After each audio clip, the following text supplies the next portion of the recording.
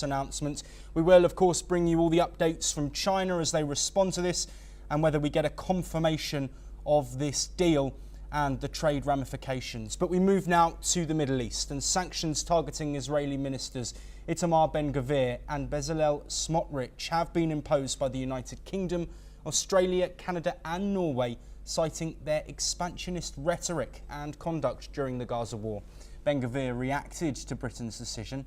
Let's have a listen to what he said. הסנקציות לא מפחידות אותי. בוז לספר הלבן. אני אמשיך לפעול למען המדינה שלנו, למען העם שלנו. אני אמשיך לפעול ולעשות שלא יכניסו הומניטרי לחמאס. עברנו את פרעה. Well, he pledged to continue serving Israel without fear. Meanwhile, US Secretary of State Marco Rubio slammed Australia's move as a cowardly attempt to appease the global left, warning it undermines Israeli democracy. In a controversial move, the US ambassador to Israel, Mike Huckabee, suggested that Muslim countries should offer land to host a future Palestinian state, a proposal that has drawn strong criticism from international thinkers. Prime Minister Benjamin Netanyahu is preparing to convene his cabinet this Thursday to discuss tentative progress in hostage negotiations with Hamas. Meanwhile, reports from Gaza indicate that Israeli strikes near a US-backed food distribution centre have killed at least 31 people, with many more wounded. These tragic claims are yet to be independently verified amid ongoing restrictions on media access. The humanitarian crisis continues to deepen as the conflict escalates. Over 50 Israeli hostages, dead and alive, are still being held by Hamas. Well, joining us to discuss all of these developments is Ali M. Abushbak, an independent Palestinian researcher who's joining us from Cairo. Ali, let's first talk about this potential strike and shooting on an area around an aid centre in Gaza. Of course, this isn't the first time reports of a similar situation have been heard in local Gazan media. What's your first thoughts on this, if this is proven to be the case? Thank you, Joshua. The thing is, the situation in Gaza, it's completely tired. So, especially the people, they are gathering and massing to forsake to take a humanitarian aid. Especially, you know, there is a lake in food, and there is the lake for essential material to survive. So and also there is a chaos in this publication, in this gathering. So there is no doubt there is a lot of casualties, especially also from the people, because many of them, they are going to steal a flower from the humanitarian distributor. So the things is in Gaza, according what I heard from the civilians and witnessing in Gaza, it's completely chaos, especially during the distributing the humanitarian aid, especially from the American organization. They couldn't able to organize the things because of the huge number of people they are gathering and creating a chaos for sake of taking the food.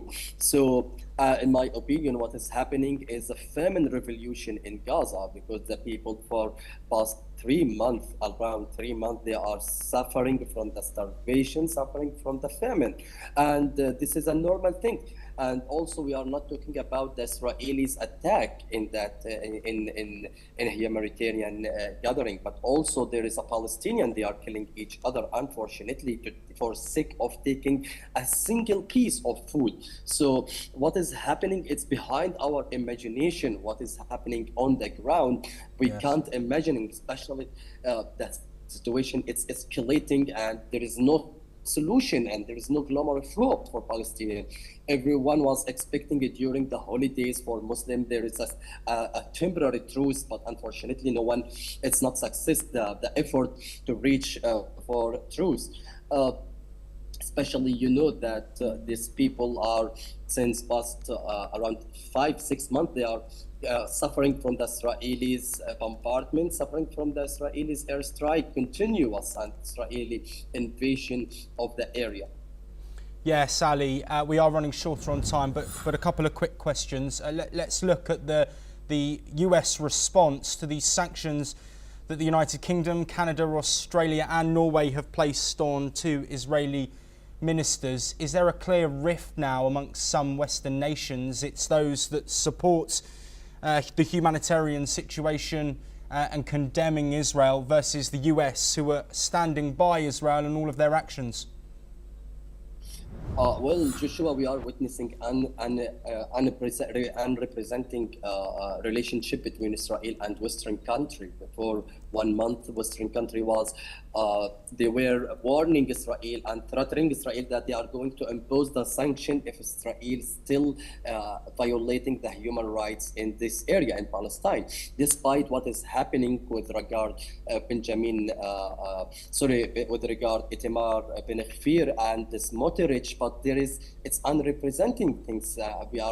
For the first time we have seen that Western country and Western government impose a sanction on the Israelis ministry, and especially these two ministry. It has a controversial statement against the Palestinian in Gaza as well as in West Bank. So what is happening now? We are witnessing how the advocacy and how the Western country is taking an action to support what has remained from the humanitarian value in this area, especially Israel's cross the border. I mean, cross the red lines with regard humanitarian and with regard the international agreement, and especially the morale of the war. So, in my opinion, what is the statement of American foreign minister, what he said, or the American what he was saying, it's not about the biasness about with Israel only, but it's choked how is the Americans criteria about the human rights, and what is what's the value of the human rights, especially Israel using the famine and the food as a war weapon. And this is it's prohibited according to international law. People are suffering, and they are most of the casualties from the civilians, not from Hamas. So what is happening? At least there's some movement. At least being late better than nothing. So what is happening from the Western country? It's giving the a glimmer of hope for Palestinians that there is some country take care about the value of a human people in Gaza, especially after they are considered themselves. The international community forget them because of Israel's violation against them. Yes, Ali M. Abushbak, we are unfortunately out of time, but thank you ever so much for joining us.